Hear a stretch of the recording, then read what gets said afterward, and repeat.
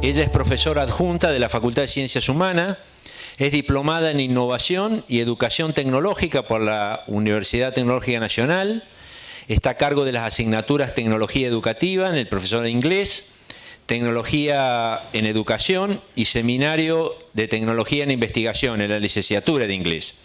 Actualmente es maestranda de la Maestría en Procesos Educativos Mediados por Tecnología del Centro de Estudios Avanzados de la Universidad Nacional de Córdoba.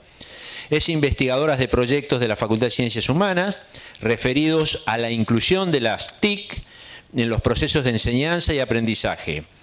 Ha sido una de las impulsoras y organizadoras del primer conversatorio ChatGPT, explorando el impacto de la inteligencia artificial en educación en el Departamento de Lengua de nuestra universidad. Ella nos va a hablar de alfabetización digital y el rol de la inteligencia artificial en la docencia universitaria. Profesora, muchas gracias. No, por favor, muchísimas gracias a ustedes por haberme invitado a participar de este primer encuentro sobre inteligencia artificial y enseñanza universitaria. La verdad que haber compartido el panel con el doctor ha sido un gusto, un gran honor compartir el panel con él y comentarles al principio antes de cómo surge esta charla. Cuando Américo se acerca a la oficina para delinear este encuentro, bueno, le digo, ¿de qué manera puedo estar colaborando? Porque la temática que vengo desarrollando desde hace varios tiempos tiene que ver con la alfabetización digital y hoy por hoy soy usuaria de la inteligencia artificial y de alguna manera la estoy incluyendo en mis clases. Entonces, bueno, desde hace varios años venimos trabajando con colega y amiga Lía Fernández, que es con ella que estuvimos participando y organizando este conversatorio. Bueno, de esta manera surge esta charla que tiene que ver con la alfabetización digital y el rol de la inteligencia artificial en la docencia universitaria. He organizado la charla como en tres grandes partes. Una parte tiene que ver, como lo dijo el doctor, todo las transformaciones que la sociedad ha estado atravesando por la evolución de la tecnología, cómo han cambiado nuestros modos de trabajar, nuestros modos de relacionarnos, de comunicarnos y por lo tanto de aprender y de enseñar. Por otro lado, en un segundo momento voy a estar focalizando la atención en los que nos atraviesa a nosotros como docentes. ¿Qué capacidades nosotros tenemos que estar desarrollando como docentes para poder hacer una integración genuina de las que habla Magio y que después voy a explicar qué significa una integración genuina para lograr aprendizajes significativos y profundos? Hoy también en la educación hablamos de aprendizaje profundo. De esta misma manera de que se habla del aprendizaje profundo en Machine Learning, en toda la parte de computación, también en educación, porque tiene que ver esto con no solo adquirir el conocimiento, sino utilizar ese conocimiento para crear algo nuevo y transformar la realidad en la que habitamos, ¿sí? Y en esta segunda parte voy a estar incluyendo también mostrándoles algunas herramientas que estamos utilizando en las clases para la docencia en la universidad y voy a finalizar con algunas reflexiones para que sigamos pensando entre todos de qué manera van a continuar nuestras prácticas de enseñanza con estas herramientas poderosas como lo es la inteligencia artificial. También elegí una línea de tiempo y tomé algunos momentos que me parecieron interesantes, la intersección entre sociedad, tecnología y educación. A comienzos de siglo, un catedrático español, Manuel Castells, los que son de humanas seguramente lo deben haber conocido. Este autor, a través de sus diversas publicaciones, nos presenta el concepto de sociedad red, para decir que tenemos una sociedad que tiene como base material las tecnologías e Internet. Internet visto como un espacio complejo, un espacio global para la acción social y por ende para el aprendizaje y la acción educativa. Tomo un segundo momento y un segundo momento ya voy a un estudioso de los medios de comunicación. Y tomo Henry Jenkins, no sé si también lo han sentido nombrar. Henry Jenkins es especialista en medios de comunicación, trabaja en Estados Unidos en el MIT. Él nos presenta a través de su libro Convergence Culture dos conceptos centrales: convergencia mediática y cultura participativa, que es justo con el auge de la web 2.0.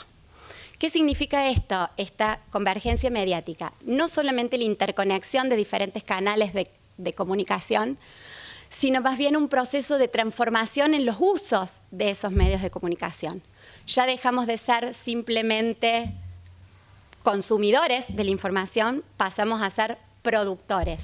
De allí la importancia de la alfabetización en medios audiovisuales, para ser críticos al momento de crear contenidos digitales.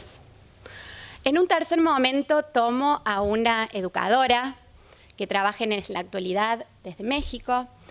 Ella es referente en toda Latinoamérica sobre gestión educativa, sobre pedagogía y medios digitales.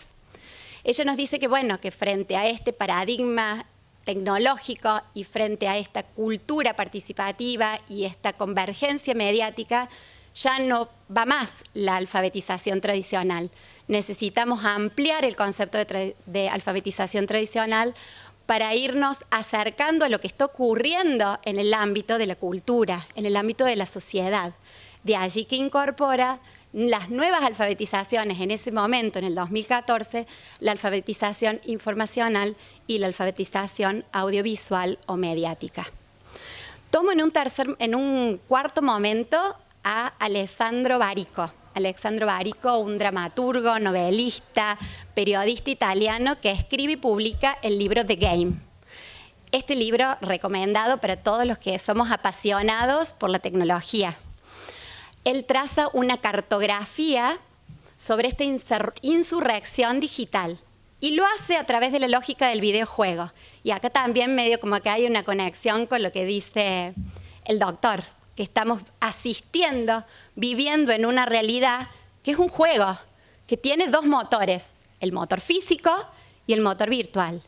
Esos dos motores interactúan, se interrelacionan, merge, se funden, ahí está en castellano, se funden, me sale a veces en inglés, se funden y forman la realidad que vemos. Estamos frente no solo a una realidad, a una revolución tecnológica, sino que estamos, según él, frente a una revolución mental. Porque los dispositivos tecnológicos en los cuales estamos inmersos impregnan nuestra subjetividad y el modo en que nosotros nos relacionamos con esa realidad. Muy recomendable el libro. Pasamos a otro momento y en este momento ya tomo a Mariana Maggio, que es una referente argentina en tecnología educativa, que nos dice que, bueno, que tuvimos que jugar el juego. ¿Cuándo? ¿En qué momento tuvimos que jugar este juego? En pandemia. No nos quedó otra. Nos tuvimos que lanzar a jugar el juego, que nos dice Barico. Frente al cierre de las instituciones educativas, no nos quedó otra que sumergirnos en lo que Barico habla, el ultramundo, el mundo virtual. Y es así como en el 2022 Mariana Maggio presenta el libro Híbrida, en donde nos pide de alguna manera como docentes que empecemos a integrar modalidades de enseñanza más entrelazadas, en donde podamos sacar lo mejor de ese motor virtual y de ese motor físico. Y Mariana Maggio también nos hace pensar como docentes, como buena docente de tecnología educativa, y nos hace imaginar que estamos frente a un portal de ciencia ficción, en el cual tenemos que dar un gran paso. Si damos ese gran paso, nos vamos a estas prácticas de enseñanza más entrelazadas, que están más fundidas. Y de esa manera, nuestra educación va a ser más inclusiva, va a tener más sentido con la realidad que hoy viven nuestros estudiantes. O bien, no podemos dar ese paso y quedarnos frente a una didáctica clásica, tradicional, que no solamente es anacrónica, sino también es expulsiva. Y a eso lo tenemos que tener en cuenta. Si no logramos entremezclar estas prácticas, puede ser que nos quedemos con pocos estudiantes en las aulas. Y llegó el 2023 y el 2023 apareció el ChatGPT que revolucionó los portales, fue noticia en todos los medios digitales, nos revolucionó como docentes, empezamos a decir, y bueno, ¿ahora qué hacemos? ¿Cómo enseñamos? ¿Cómo evaluamos? Está el ChatGPT que va a hacer todo. Bueno, frente a eso empezamos a asistir a congresos, a webinars. Desde la facultad organizamos este webinar que se llamaba Explorando el impacto de la inteligencia artificial en la educación e invitamos en ese momento a un docente de nuestra casa, el ingeniero De Jong, y a una docente de la Universidad de Murcia para que nos hablara sobre de qué modo este ChatGPT puede estar integrado en nuestras clases, en la educación. Y todas estas preguntas que nos hicimos en pandemia, ¿qué vale la pena enseñar? ¿Qué vamos a enseñar y cómo vamos a evaluar? Tomaron más fuerza frente al ChatGPT. ¿O no? Ok, bueno, vamos a tratar de responder estas preguntas al cierre y mi idea es que sigamos pensando, que no nos quedemos con la formulación de la pregunta, sino que veamos de qué manera podemos ir dándole una respuesta. O bien podemos ser mucho más positivos, como decía al principio Américo, tener ese más pensamiento positivo y pensar el ChatGPT como una oportunidad para producir una revolución pedagógica.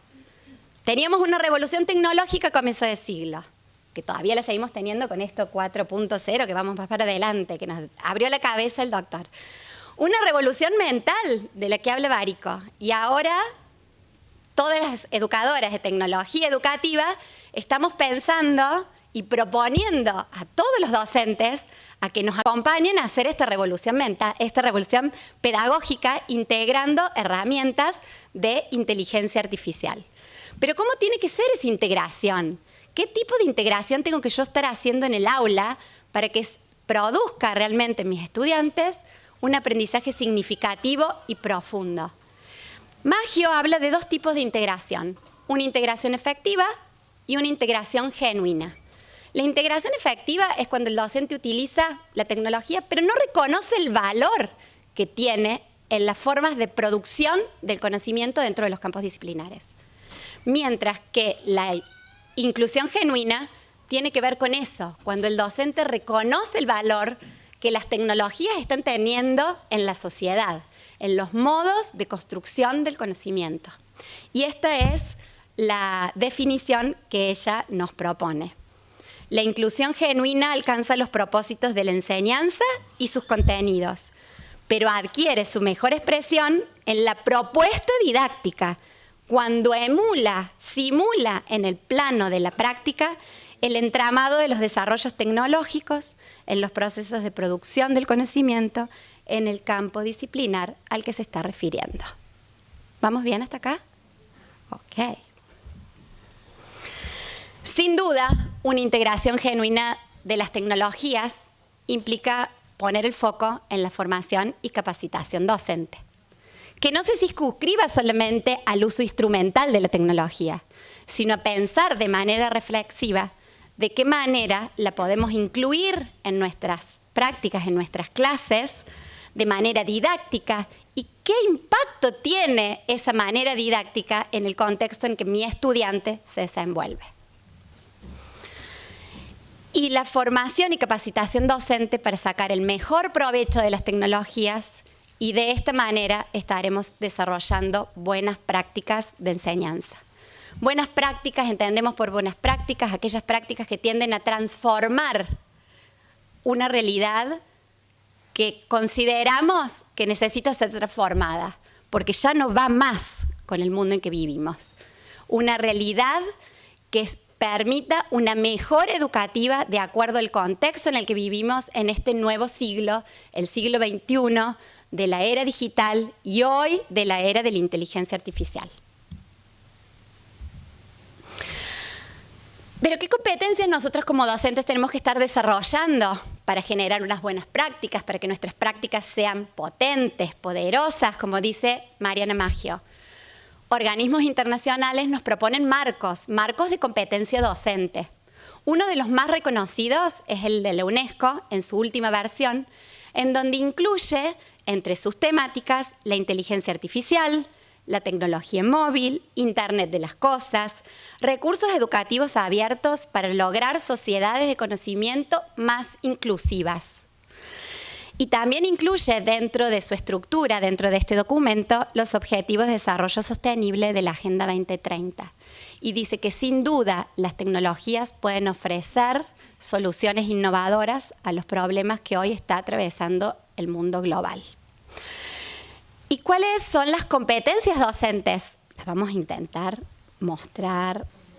Bueno, este marco presentado por la UNESCO incluye 18 competencias docentes, organizado en 6 dimensiones y a su vez 3 estadios, en cierta manera, 3 niveles de complejidad del uso pedagógico de estas tecnologías digitales.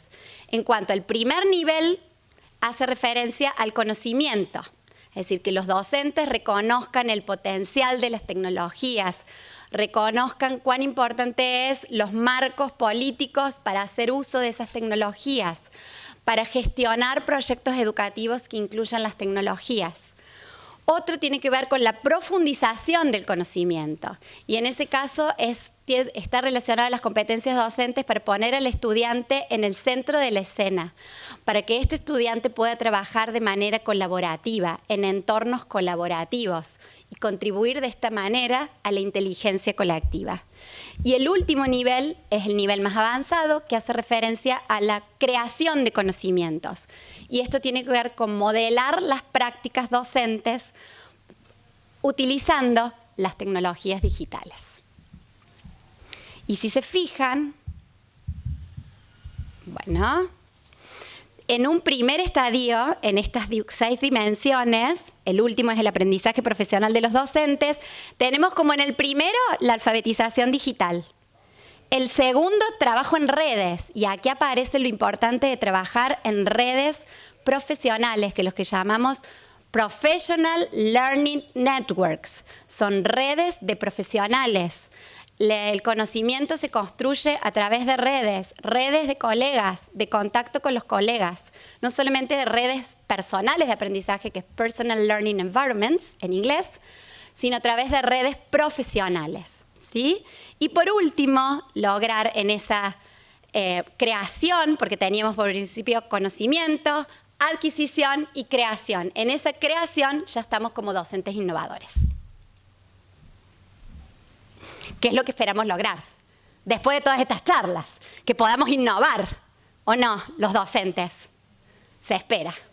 Ok. Ahora sí. Bueno, otro modelo presentado por otros autores, quizás un poquito es uno de los que más aparte de la aceptación que tuvo el de la UNESCO, este me parece muy interesante porque presenta en este modelo las funciones docentes, organiza las competencias docentes de acuerdo a las funciones que el docente desempeña en los ámbitos donde se desenvuelve. El experto en contenidos pedagógicos, ¿se ve? ¿O necesito que...? Ok. Experto en contenidos pedagógicos digitales, y allí no hace falta solamente el conocimiento disciplinar sólido nuestro docente, sino que hace falta también un conocimiento pedagógico y un conocimiento tecnológico del modo en que la tecnología puede ayudar a alcanzar los objetivos de nuestra propuesta de enseñanza. Por otro lado, generador de prácticas pedagógicas emergentes, y entendemos con prácticas pedagógicas emergentes aquellas que ponen al estudiante en el centro de la escena, aquellas que tienden a la construcción social del conocimiento, como por ejemplo lo que vimos también en pandemia, lo que tenía que ver con esto del aula invertida, la gamificación. Todas esas prácticas son consideradas prácticas pedagógicas emergentes. La robótica educativa está incluida dentro de estas prácticas pedagógicas emergentes. Hace falta también un docente práctico reflexivo aumentado, que reflexione sobre su práctica, que intente mejorarlo, que desarrolle procesos de diseño, implementación y evaluación de intervenciones educativas, siempre experimentando, porque estamos en una era de experimentación para alcanzar la innovación.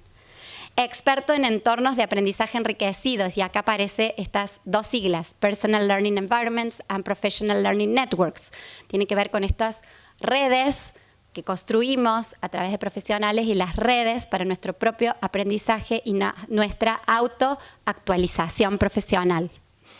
Ser sensible al contexto, tener un compromiso social y ser capaz de utilizar la tecnología para acercarnos a ese estudiante y de alguna manera establecer aún mayores vínculos y, por qué no, mejorar su entorno, sobre todo en aquellos momentos y en aquellos lugares donde están los estudiantes en zonas más desfavorecidas. Así, en cierta manera, están como estas grandes áreas que debemos tener experticia en la práctica didáctica, en los entornos profesionales de aprendizajes enriquecidos y en el compromiso social. Estas tres grandes patas de la docencia universitaria.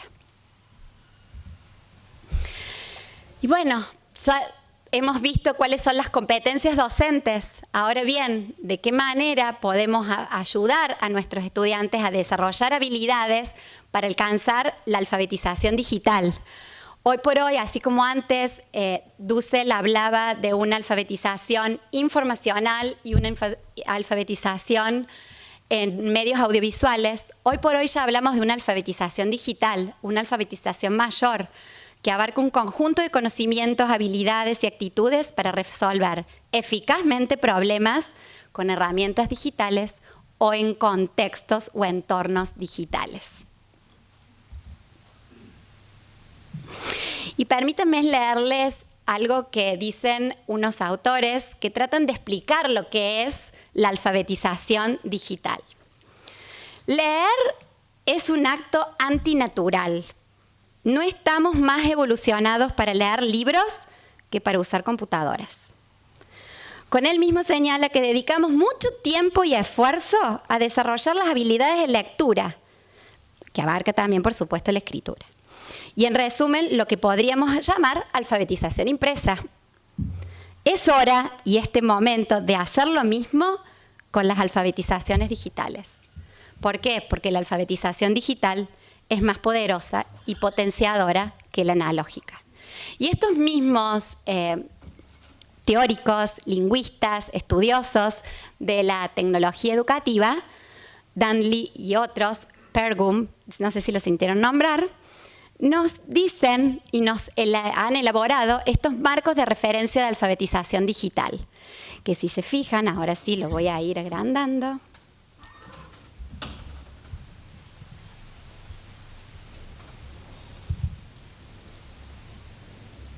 Tiene como 4 componentes centrales. Por un lado la comunicación, por el otro lado la información, la colaboración y el rediseño. Y cómo va yendo en un continuo de menor complejidad a mayor complejidad. Tomando el caso de la comunicación, va desde una alfabetización impresa al hipertexto, a la multimedial, a la inmersiva, hasta llegar al último, a la elaboración de códigos, lectura, y elaboración y transformación de códigos computacionales, y allí es donde aparece la alfabetización en inteligencia artificial.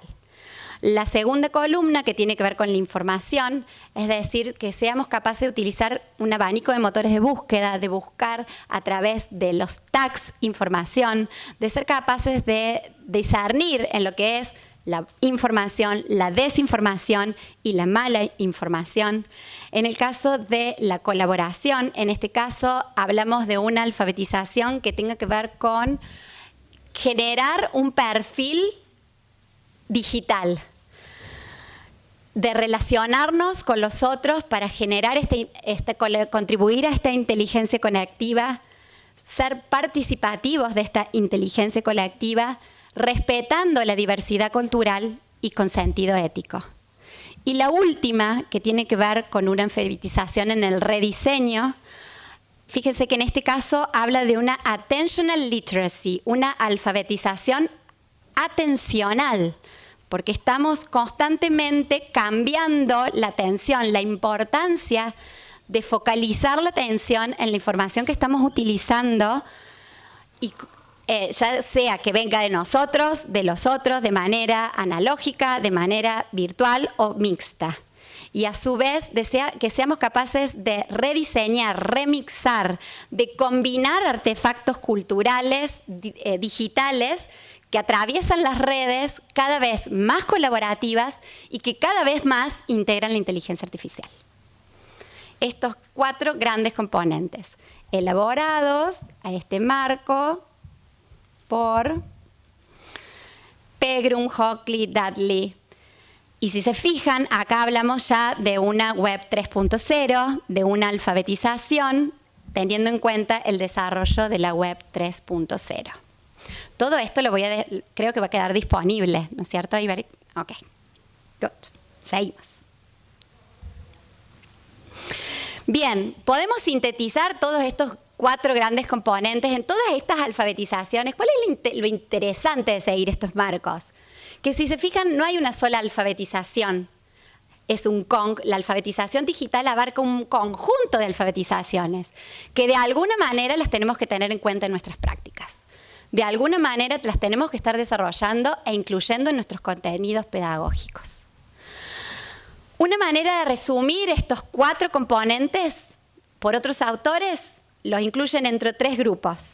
Por un lado, el uso y la creación de contenidos digitales, un componente de la alfabetización, otro componente que tiene que ver con la colaboración en línea y el último componente con la seguridad y bienestar para mantener y asegurar el bienestar físico y emocional de los usuarios de estas tecnologías. ¿Sí?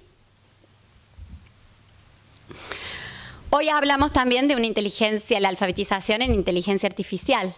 ¿Y qué implica? Es la capacidad de interactuar fácilmente con la inteligencia artificial, aprovechando las herramientas, sistemas y los marcos de la inteligencia artificial para resolver problemas de forma eficaz y ética, y ahí aparece la ética, dentro de un amplio abanico de ámbitos o contextos culturales.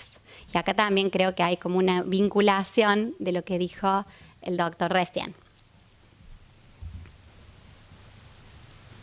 ¿Cuáles son estos componentes de alfabetización en inteligencia artificial? Por un lado, comprensión. Los trabajadores requerirán comprender cuáles son las capacidades que tiene la inteligencia artificial en diferentes niveles de experticia técnica. Por otro lado, vamos a necesitar utilizar para resolver problemas. Los trabajadores requerirán aplicar estas herramientas para resolver problemas, para resolver un amplio rango de problemas de manera efectiva, eficiente y ética. Siempre eficiente y ética.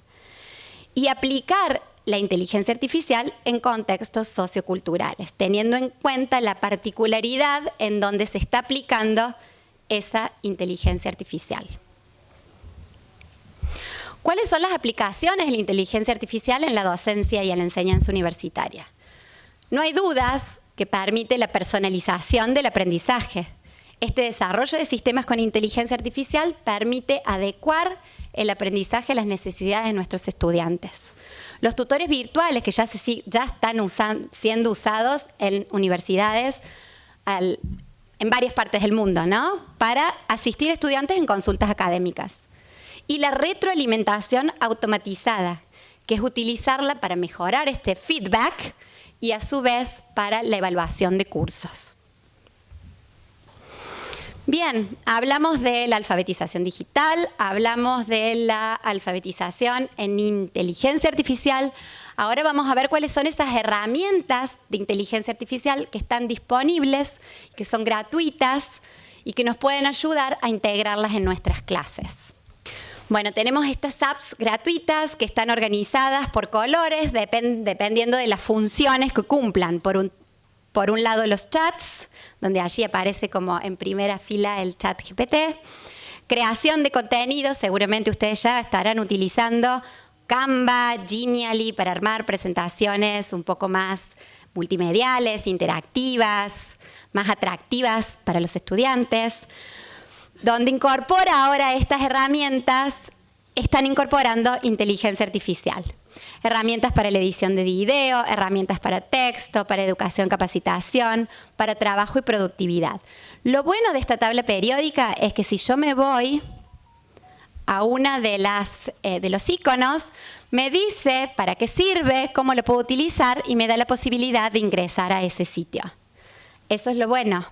Esta tabla periódica de aplicaciones de inteligencia artificial me pareció muy oportuna traerla a este espacio de encuentro para que visualicen la inmensidad de aplicaciones, que muchas de las cuales las estamos utilizando y ya no están incorporando herramientas de inteligencia artificial.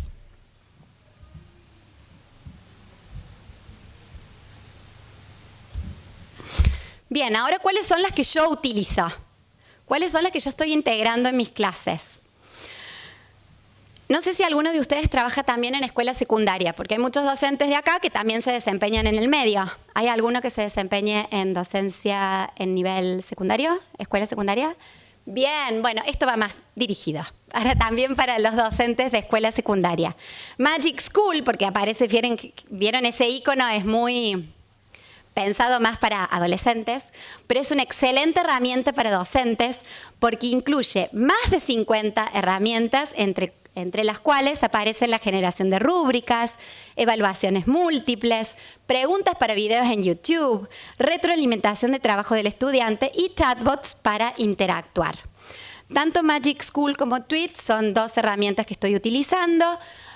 Magic School es aún más completa que Tweet. Tweet la estoy utilizando para la enseñanza de las lenguas porque nos permiten organizar actividades para el aprendizaje de vocabulario, adquisición de vocabulario en una lengua extranjera. Y tanto Magic School como Tweet lo que comparten estas preguntas para videos en YouTube.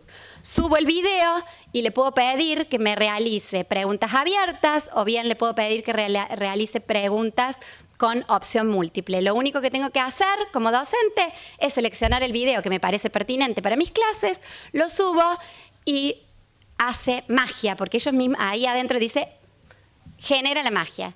Do the magic. Y hacemos clic y se hace la magia y se elaboran las preguntas.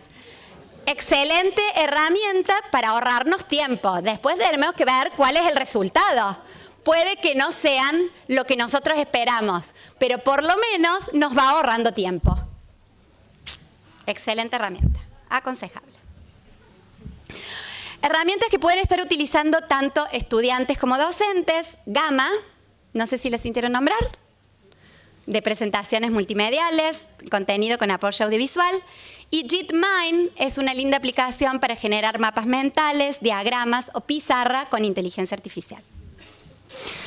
Les voy a mostrar a modo de ejemplo algunas actividades áulicas que he estado implementando con inteligencia artificial. Yo doy clases para inglés para ciencia política y en esas clases leemos materiales, tenemos material de lectura. Estuvimos leyendo un handbook. Handbook es un manual. En ese caso, leyeron 2 manuales y teníamos que tratar de ver cuáles eran las características que predominaban en ambas. Entonces, ¿qué hicimos? Le preguntamos al ChatGPT, ¿cuáles son las características que tiene un manual de ciencias sociales aplicados para la docencia universitaria? ¿Y qué nos dijo? Nos dio ciertas características, que las estuvimos charlando en el aula, viendo de qué modo esas características se reflejaban en los manuales que habíamos estado leyendo. ¿Qué hicimos inmediatamente? No nos quedamos con simplemente ChatGPT, sino que decidimos elaborar una infografía sobre la importancia de incorporar en las clases un manual, un handbook. Y esta fue la producción, no mía, sino de mis estudiantes. De todas las características que nos había dado el chat GPT, nos había respondido, seleccionamos aquellas que eran más pertinentes a lo que nosotros estábamos leyendo. Si se fijan de qué manera vamos combinando herramientas, vamos combinando esta presencialidad con estas herramientas digitales, ¿sí? En el caso de JitMind, estuvimos leyendo el sitio del Comité Internacional de la Cruz Roja con estos estudiantes de ciencia política y estuvimos leyendo el derecho humanitario internacional. Y en base a eso les pedí que elaboraran un mapa mental en donde incluyeran los conceptos centrales que trabaja tanto el sitio como este derecho humanitario internacional. Y elaboraron el siguiente mapa integrando la inteligencia artificial. Empezaron haciéndolo ellos y luego lo mejoraron y lo complementaron utilizando inteligencia artificial. Y finalmente, esta herramienta de Magic School yo la he utilizado para elaborar una rúbrica para valorar una producción de mis estudiantes de inglés dentro de la carrera, dentro de la materia asignatura de tecnología educativa, que es una habilidad de producción. Esta fue la rúbrica que yo, diciéndole a la herramienta que quería que me elaborara una rúbrica para valorar una podcast siguiendo una temática en particular, hizo la magia Magic School y me generó esta rúbrica. No tuve que hacer absolutamente nada, grupo. Absolutamente nada. Me presentó los criterios,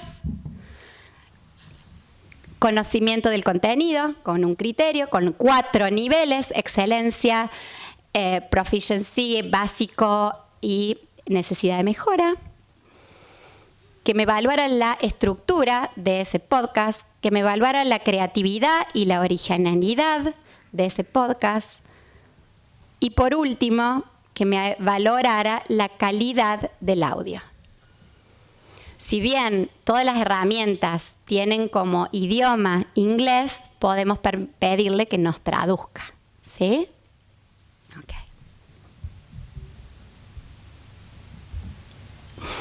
Bien, ¿cuáles son las ventajas? Bueno, estuvimos hablando de distintas herramientas. ¿Cuáles son las ventajas de introducirlas en la docencia?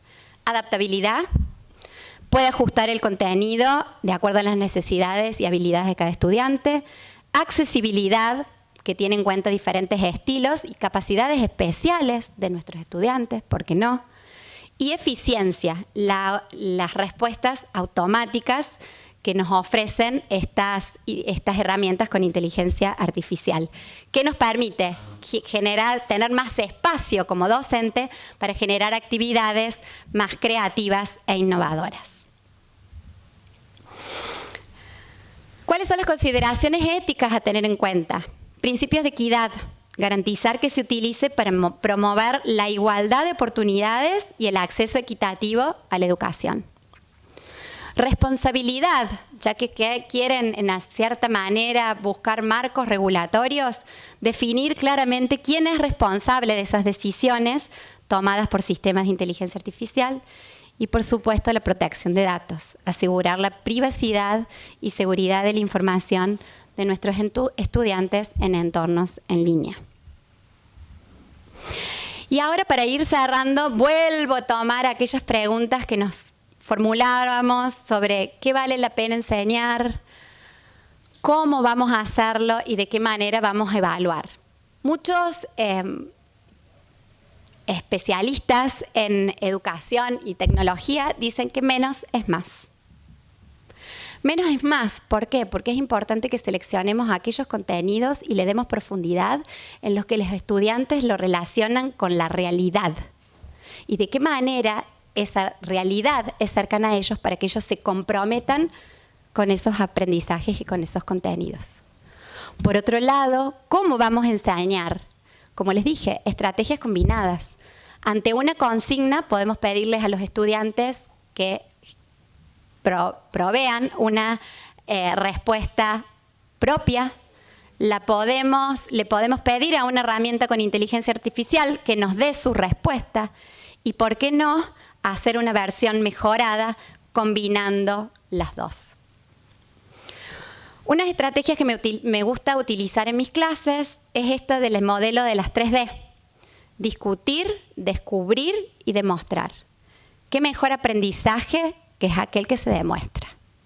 ¿Qué mejor que pedirles a nuestros estudiantes que se involucren en investigar un tema propuesto en nuestro programa? ¿sí? Y descubrir, discutir y demostrar. Los que trabajan en la escuela media, en la escuela secundaria, un sitio que utilizo muchísimo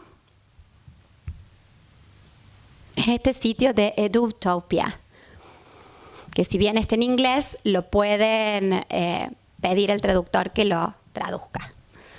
Descubrir, discutir y demostrar una forma de aprendizaje, no solamente basada en proyectos, que también es una estrategia emergente que me olvidé de mencionar, sino también un aprendizaje basado en la indagación, para mantener a nuestros estudiantes involucrados. Y acá muestra, si vamos más abajo, en este cuadro podemos ver que estas 3D no son lineales, sino que son rotativas. Podemos empezar pidiendo a nuestros alumnos que podemos discutir con el alumno algo, podemos después pedirle al estudiante que descubra y que indague por su propia cuenta y que luego la demuestre en el aula. Y así sucesivamente vamos rotando estas 3D, descubrir, discutir y demostrar.